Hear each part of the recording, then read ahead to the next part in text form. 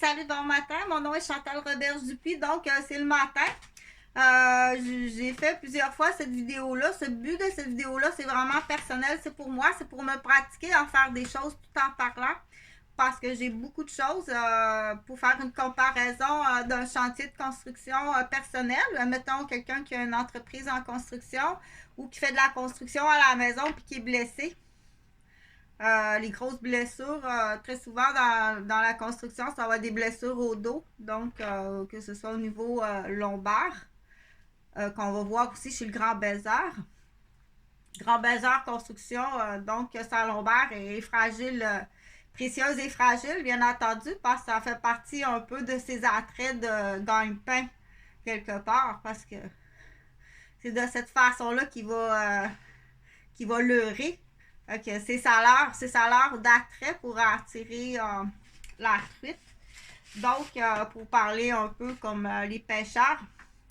Donc, ce matin, j'ai beaucoup de choses à faire. Je suis blessée. Je suis blessée à l'épaule, ça fait 1 an et demi. Je suis blessée au coude, au bras, à la main, ça fait 2 ans. Je suis blessée au genou, à la lombaire. La lombaire, la cervicale lombaire. Ça fait 2 ans et demi. Un jeune jambeteux que je suis capable d'identifier avec son père, sa mère, sa soeur. Il a poussé sa soeur dans la rue, puis il m'a fait une jambette assez habile. Il doit faire du karaté. Du coup, ça me fait penser, je pense qu'il est de Boisbriand. Donc, toutes ces blessures-là, plus à la cheville, je me suis foulé la cheville dans l'escalier ici, parce que la marche est cassée. Donc, je me suis foulé la cheville, plus la fenêtre en pleine face, plus une porte d'autobus, plus au quotidien, se faire brasser dans les autobus. Des fois, on dit, une fois que la cheville est blessée, une fois que le genou est blessé, c'est sûr que si tu brasses tout le temps là-dessus, ça guérira jamais. Donc, les premiers responsables, je vais le répéter à chaque fois, puis du coup, c'est pour montrer la responsabilité. Que très jeune, dans les cours de récréation, quand ton enfant revient de l'école puis qu'il se plaint d'un bobo, c'est pas banal. Le bobo n'est pas banal. Va chercher les films. Qui est le responsable? Va cogner chez le parent. Ton jeune n'est pas supposé faire des jambettes ou bien tordre des poignets. Puis c'est pas banal. Le bobo n'est pas banal. OK? Dans le sens qu'en vieillissant, il y a déjà un handicap, une fragilité, puis il sait. Inquiète pas qu'il sait, là. J'ai fait une cheville. Il calcule peut-être même quelque part. Puis il bonifie peut-être quelque part d'argent ou dans le futur, il sait. Donc, ces plans-là existent vraiment. Oui, ces plans-là existent au Québec. Donc, les mentors ou les écuries qu'on appelle, il y a toutes sortes de noms, là, les mentors ou les écuries ou les directeurs de ces groupes-là, de ces plans-là, ils vont élever leurs enfants. Ils sont élevés comme ça. Les enfants sont élevés à détruire. Très jeunes, ils sont élevés à détruire la gardienne, à détruire le professeur de maternelle, à détruire le professeur de karaté. Donc, ils sont dressés peu importe, c'est un OK? Donc, il faut les cibler. Quand t'es parent d'un enfant comme ça, tu sais pas que c'est le père qui élève son enfant comme ça à ton insu, ou c'est la mère qui élève son enfant comme ça à ton insu. Donc, c'est extrêmement grave. Le bobo n'est pas banal. OK? Donc, il y a des jeux aussi qu'il faut éviter, comme assis sur un chevalet, là, la bataille des oreillers, là. Donc, on peut quasiment se demander, tu sais, le professeur qui dit « OK, Chantal puis Annie, c'est votre tour. » Annie, elle ça de large, tu sais. Chantal est petite de même, la bataille d'oreiller, elle décroche la tête, automatique. Donc, on dit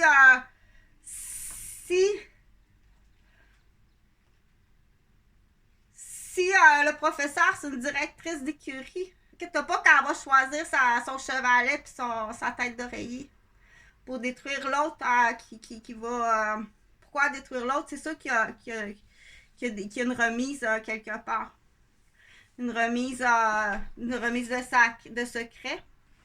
Donc, en arrière, sur le côté de la remise, sur le côté de la remise, sur notre terrain, parce que du coup, c'est sur le terrain acquis, mais c'est complètement ridicule votre affaire.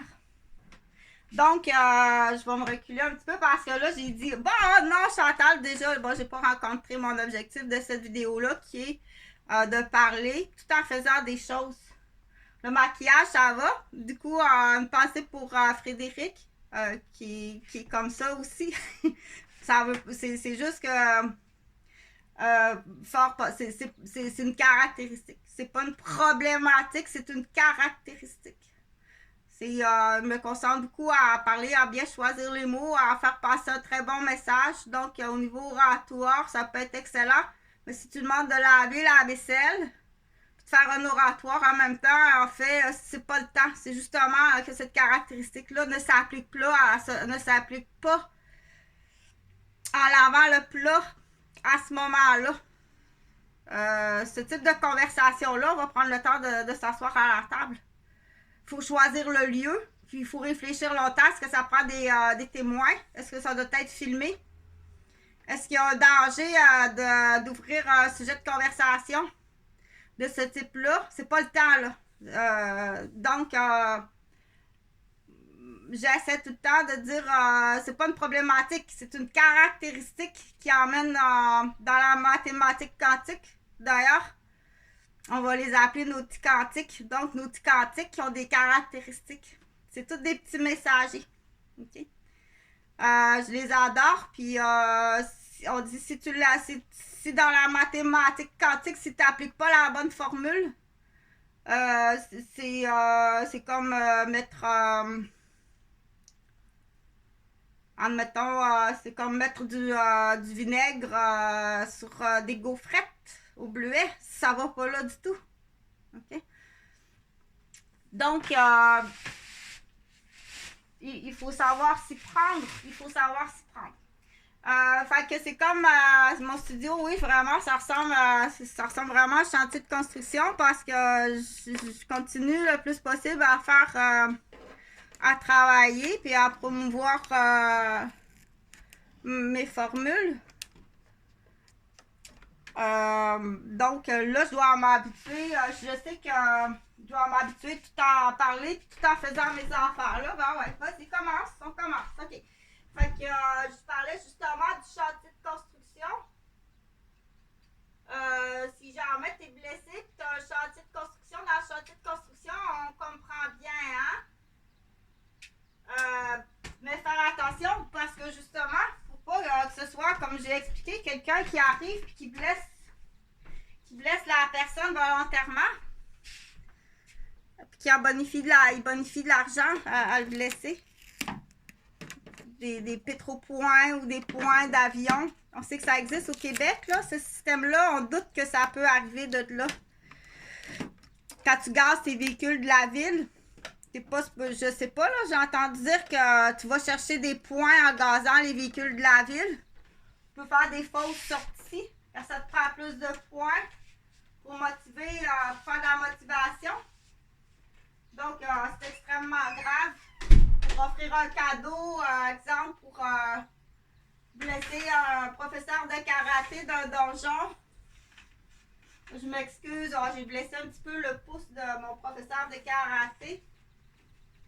Je t'assure que j'ai vraiment pas fait exprès. Donc, quand on dit blesser un professeur de karaté, il y a toutes sortes de mises en échec.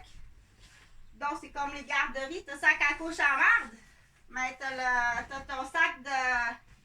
T'arrives dans un donjon de karaté dans le seul but d'emmener un sac de kimono à marde parce que t'as un plan de démolition. OK? Donc, il faut faire attention dans la bonté quand on est professeur ou instructeur, que ce soit au hockey ou au karaté. Donner le temps de soi. Faut faire vérifier, faire attention, cibler s'il n'y a pas ce qu'on appelle, on donne ce nom-là, parce que ça part à la garderie. C'est pas un sac à couche à merde qui est là pour te détruire. le temps que tu es là, un peu comme inconsciemment, c'est là pour te détruire. Tranquillement, insidieusement. Donc, je pense qu'ils ont des petits jeux là, de semer des sur vidéo. OK, ils partent à partir, entre autres, ça en est une écurie qui fonctionne par jeu vidéo. Donc, faut tout ça pour arriver à ce message-là, quand tu as un enfant un peu particulier qui arrive, je pense que ça vaut la peine de vraiment vérifier, de faire des recherches professionnelles sur les parents, puis une liste de questions professionnelles, t'assurer que tu n'as pas une torpille qui est admise dans ton école qui est là pour te détruire. Parce que je continue à faire mes choses, c'est ça que j'avais dit, parce que j'ai beaucoup de choses à faire. Donc, pour classer ça, c'est sûr que les gens qui sont comme entraîneurs au hockey ou entraîneurs dans un donjon de karaté, tu donnes de ton temps gratuitement à la société ou dans les cadets. Tu donnes de ton temps gratuitement à la société pour faire former de bons citoyens, de bons sportifs en bonne santé, l'esprit de groupe, donc arriver après coup, puis pardon, réaliser qu'à l'intérieur du groupe, il y a des participants qui sont là avec des mauvaises intentions. Donc, je pense qu'il faut je conseille dans mes plans d'infirmière. Donc, je suis infirmière, je suis aussi, je t'invite à regarder mon curriculum vitae, là. Donc, je suis dans les plans d'infirmière, là, dans tout système d'école que tu as à faire. Je pense que partout, ce qu'on a à faire avec des gens qui sont mineurs, au Québec, c'est 18 ans et moins, de vraiment vérifier l'absence chez les parents, absence de qu'on appelle absence de je ne sais plus du mot là, mais faire vérifier auprès des professionnels. Admets pas dans ton donjon ou admets pas dans ton lieu dans ton gym ou des mineurs sans faire une enquête professionnelle. Oui, c'est sérieux comme ça. On est rendu sérieux comme ça parce que tu donnes ton adresse. Tu donnes ton adresse. Ton auto est stationné là avec ton numéro de plaque. OK? Donc, il y a de plus en plus de gens malhonnêtes. Puis parfois, c'est un compétiteur. Mettons, un compétiteur dit hey, moi, je veux mon donjon dans ce secteur-là. Je veux mon donjon dans ce secteur-là, puis il paye ou il s'arrange avec du monde qu'il connaît pour détruire le professeur de karaté de toutes les façons, puis en passant même par la famille. Son père est malade, sa mère est blessée, sa soeur elle se fait niaiser comme ça se peut pas, sa fille est blessée à l'école. Hey, quand on joue de toute façon, peu importe l'acte, que ce soit une jambette ou ce qu'on appelle là, tourner le bras comme ça, le bobo n'est pas banal, ok? C'est vraiment pas banal le bobo. Dans le sens que, comme j'ai expliqué au début de la vidéo, le genou affaibli ou la foulure de la cheville ou le ménisque étiré du genou ou une dislocation d'une vertèbre ou le poignet qui est renversé ou le coup du whiplash avec la tête d'oreiller ou un bobo dans l'œil ou il n'y a rien de banal dans un bobo. Un coup de poing dans le ventre ou dans les côtes, il n'y a rien de banal dans un bobo. Ça prend ton numéro quand t'appelles la police. Va faire sortir les films à l'école. Je veux savoir c'est qui ce petit jambette-là. Il fait peut-être des bobos parce qu'à la maison, il y a quelque chose de grave. Il fait peut-être le miroir de qu'est-ce qui se passe à la maison. Pour ça, il fait des bobos. Sa mère est peut-être maltraitée par un beau-père ou... tu comprends? réaction de l'enfant. C'est pour ça que c'est pas banal. Rien n'est banal. Tout est à prendre au sérieux. Puis il faut dire, fais pas des bobos, là. Fais pas des bobos. OK? C'est très grave. Les bobos, c'est pas banal. Tiens tes petites mains. Pardon. Donc, c'est pas comme à 2 ans. Puis il est tout petit. On dit tant qu'il pince, qu'il est méchant, qu'il est mauvais, qu'il frappe, il est terrible. Là, faire avec des professionnels. Mets pas ça dans une garderie familiale. Du coup, dire, y es-tu élevé comme ça pour détruire la garderie? On sait que ça existe. OK? Parce que ça a l'air que c'est assez payant. Puis du coup, quand tu te fais une nouvelle copine, vérifie, t'as pas un sac à couche à merde, là. Quand on dit un sac à couche à merde, t'as-tu participé à une vente de territoire, puis t'as un beau 10 000 $ de dette cachée en dessous de la table quelque part, parce que t'as déjà eu une garderie. Puis t'as 10 000 $ de dette cachée en dessous de la table. C'est quoi ça, 10 000 $ de dette cachée en dessous de la table? T'as déjà eu une garderie. Donc, t'as payé de la criminalité pour démolir, puis t'as acheté un territoire en dessous de la table. Donc, c'est à vérifier aussi avec votre nouvelle CPE, votre nouvelle garderie familiale. Et vérifier avec le bureau pour ne pas stresser la petite madame non plus. C'est pas un achat, là, c'est pas un achat de territoire, il n'y a pas une démolition en arrière de l'achat. Donc, il y a du ménage, il y a du peigne fin. Puis, il faut le faire, ce ménage-là. Oui, il faut le faire. Parce que, comme j'ai dit, quand on arrive à encercler les erreurs, admettons, si ça s'est passé il y a 15 ans, la madame a dit, ben, je suis professeur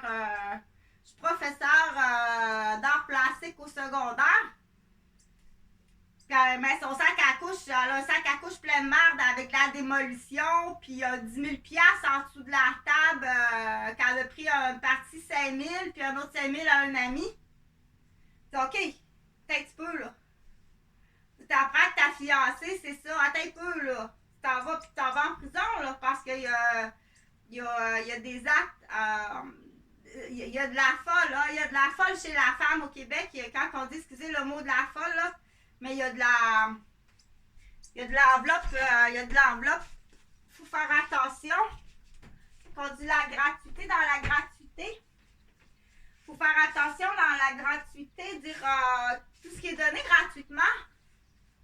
Il y a une règle à ça, là. Quand le gouvernement donne de l'argent gratuitement, ça fait longtemps que les subventions ou l'argent est donné gratuitement au Québec.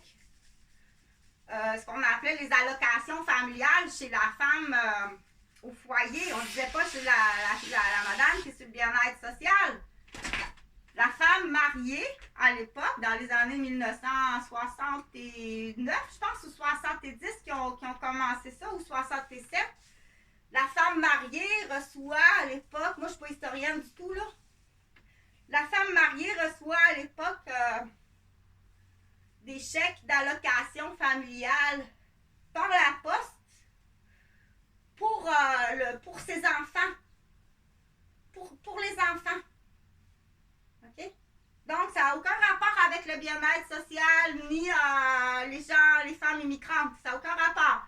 La femme du Québec, la femme née sur le sol québécois, la Québécoise mariée qui est à la maison, bénéficie d'allocations familiales pour ses enfants. Donc, moi, je me souviens, à l'époque, Huguette recevait ses chèques d'allocation familiale. On mettait ses gants blancs.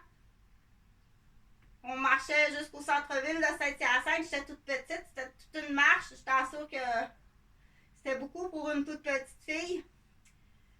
Mais là, combien de kilomètres on marche, mais on chantait justement, c'est là que Huguette m'a appris 1 kilomètre. La chanson avec les kilomètres, ça use les souliers. La peinture à lui, là, c'est bien plus beau, je sais pas trop, mais là, je voulais pas chanter ce matin. Mais c'est là que Huguette, tout en marchant, pour aller à la banque, déposer son chèque d'allocation qu'elle me donnait la main avec ses gants blancs. Puis qu'on passait par Saint-Hyacinthe à pied pour aller déposer son chèque d'allocation familiale. Très, très petite, que je me souviens que cette fois-là, on est allé au comptoir acheter des vêtements usagés. C'est là que j'ai eu un premier jouet. Parce que les tiroirs de bureau étaient vides. Il n'y avait pas de vêtements. On était très, très pauvres. On avait un bon galop à Saint-Hyacinthe. Mon père venait de vendre la ferme parce que les vaches avaient été... peu importe. Donc, on avait à la maison un bon galop. Mais il n'y avait rien dans les tiroirs. Je t'assure que dans le frigo, il y avait un pot de mayonnaise. Il n'y avait rien dans le frigo. Il n'y avait rien dans les tiroirs. On était vraiment pauvres. Tout ça pour dire du message. Du coup, il n'y a rien qui vous appartient, là, les 3 premiers. OK? Viens pas essayer de soutirer de l'argent. Il n'y a rien qui est à vous autres. Mon père et ma mère, Eugène et Huguette, sont partis à point zéro. Avec même une dette d'un emprunt des baristes. Rien. C'était les années difficiles qui appellent l'Octobre Rouge. Parce qu'il faut faire attention dans les familles reconstituées. Dire, ça là, c'est vous n'avez. OK? Il y a une raison pourquoi que Eugène s'est séparé. Tout ce qui est là, c'est le travail à Huguette et à Eugène. Il n'y a rien à vous autres. On est partis à zéro. Il y avait un pot de mayonnaise dans le frigo. Mes tiroirs, ils étaient vides. Il n'y avait pas de vêtements. Puis papa n'était pas là. Il était allé aider Léda puis Marcel. Mon père était allé aider Léda, avait eu la grande opération. Marcel était dans Marcel, OK? Les 2 petits garçons, ça a l'air, c'était effrayant. La famille était en train de tomber, de démolir, là, c'était épouvantable. Là. Ça a l'air que c'était dégueulasse. Mon père est arrivé là, il a remonté la famille. Avec son argent, il payait, je pense, du coup. Mais nous autres, pendant ça là, moi, j'avais pas mon père. Puis on n'avait rien à la maison pour aller aider. Oui, c'est important de sauver votre famille. Puis tu viens de démolir après coup. OK? Donc, c'est une parenthèse pour dire... j'ai parlé de l'autorité, la fausse autorité parentale, la fausse protection parentale. Puis calculer, faire attention quand on aide quelqu'un, que ce soit dans la famille ou dans un donjon ou dans un groupe au hockey ou dans une garderie. Dire à la limite, où est la limite? Moi, j'arrête de t'aider, là. J'arrête de t'aider, là, parce que là, ça compromet ma propre famille. Mon père, il a balancé, là, où on... OK, Huguette, il est allé solide à faire de la couture, là, jour et nuit, dans le sous-sol, là. Pour aider, OK, il n'y a rien qui vous appartient, les 3 premiers, là. Michel, Claudette, Jacqueline, il n'y a rien. C'est l'argent à Huguette. C'est l'argent à Huguette. Le bungalow, il a été acheté sur un prêt à Évariste ou à Adrien parce qu'elle disait grand-papa, mais là, je ne sais pas c'est quel grand-papa. OK? Il y a eu quelque chose qui est arrivé à la ferme. Je pense que Michel était dans la drogue, ce qu'on m'a dit. Il était dans la cocaïne, puis il a laissé la porte ouverte. En tout cas, Serge a failli se noyer. Les vaches ont été empoisonnées ou peu importe, mais ça a mal tourné à la ferme, entre autres, à cause. Il n'y a rien qui est à vous autres.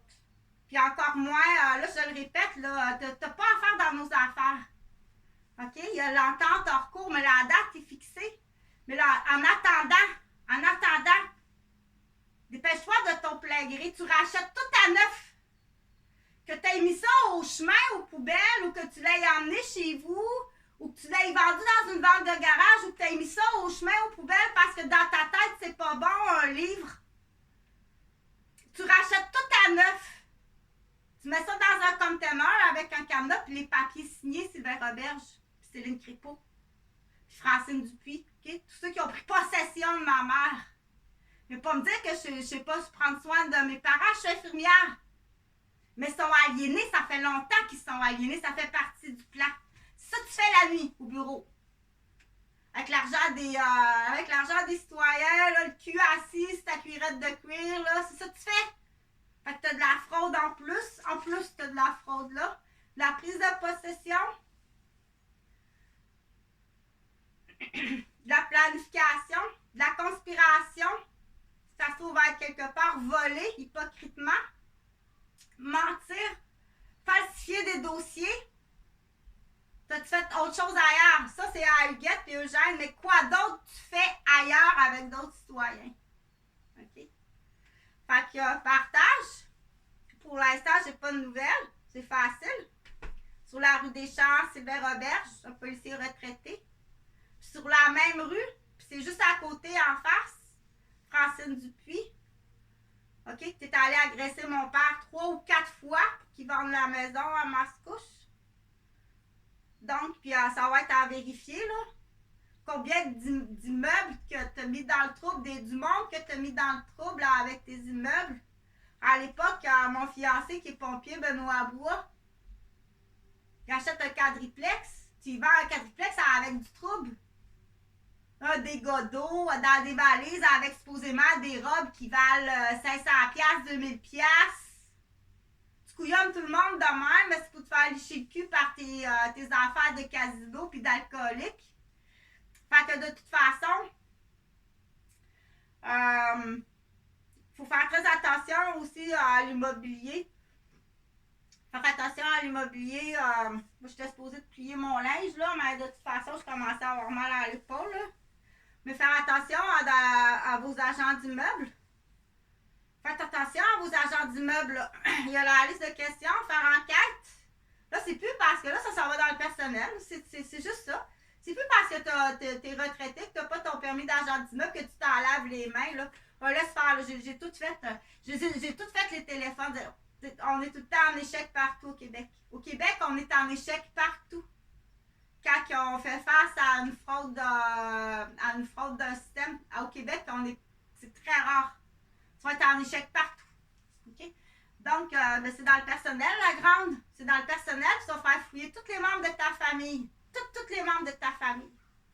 S'il n'y a pas du poison dans les serveuses, tu en as 3-4 qui sont dans le domaine de l'alimentation. Si tu n'empoisonnes pas du monde, s'il n'y a pas de l'espionnage, un suivi des clients pour aller faire de l'immobilier sur le monde empoisonné. Si tu es rendu dans les garderies, empoisonner des CPE, empoisonner des donjons de karaté, empoisonner du professionnel. OK? Donc, tu peux aller fouiller tous les membres de la famille. Je pense que ça va être correct pour cette vidéo-là. Puis, ça va être assez pour cette vidéo-là. Fait que, salut à la famille donc. J'espère que ça va bien. Du coup, je continue à dire, je suis tuteur de tous les enfants de la garderie parce que je sais que j'ai des familles qu'on dit qu'ils sont seuls au monde, qui n'ont pas de papa, pas de maman, pas de ma tante, pas de mon oncle, ou non recommandables. Ou pire, ne doit pas rentrer en contact avec l'enfant. Pas moi, là, pas moi. C'est tout du ramassis de mensonges. OK? Donc, les go verts, que ce soit clair, là. C'est très clair, le dossier. C'est juste une question de temps. C'est juste une question de temps de dire, mais on continue de ton plein gré, on continue pareil. Il n'est pas trop tard de ton plein gré. Mais c'est sûr qu'entre-temps, si on trouve quelque chose, attends une minute, là. Ça, je savais pas ça ici, là. Que tu étais allé jeter ta mobilette de l'autre côté du pont de l'île d'Orléans, puis tu as fait une réclamation à tes assurances pour avoir une mobilette neuve quand tu étais jeune. C'est juste pour effacer. Parce que tu sais que ça fait longtemps que ça existe. OK. Donc, on peut soupçonner quelque chose de plus grave là, si tu n'as pas une dépendance affective criminelle, que tu fais plaisir à ces petites dames stériles, puis aux couples homosexuels, puis tu fais de la démolition de famille un peu, tu les mets sur un échafaud fragile. T'es démoli, puis vous contentez des femmes stériles puis des couples homosexuels. Donc, ceux-là, ils existent pour avoir eu des offres d'être mère porteuse. Lâche-moi tranquille parce qu'après ça, tu monopolises comme genre 5 ans, 7 ans de ma vie, puis t'essaies de me détruire, de me passer dans le bac à folle à chaque fois. Je suis stérile, là, OK? Là, je serai jamais une mère porteuse. Lâche-moi tranquille. Quand on nomme les noms, puis quand on fait venir la police, tu serais de tout. Voyons donc, Mme Roberge. qu'est-ce que vous me comptez là? Parce que bien souvent, on en a beaucoup justement dans l'équipe, hein? On dit, tu as combien de stériles dans ton équipe? C'est-tu vraiment une femme, ça, ou c'est un homme opérant femme? Vous en avez combien du monde stérile dans votre équipe? Comment ça se fait que vous avez un pourcentage si élevé de femmes stériles dans votre équipe? Avez-vous tout eu un gros curtage de salopes, d'herpès, puis vous avez tellement eu de curtage dans vos salopes que vous êtes stérile? Parce qu'on sait que... On sait. Fait qu'on attend. On attend tous les jours, on rajoute de l'argent du montant. À chaque jour, on rajoute le montant de souffrance du côté de chaque individu qui est en lien direct et indirect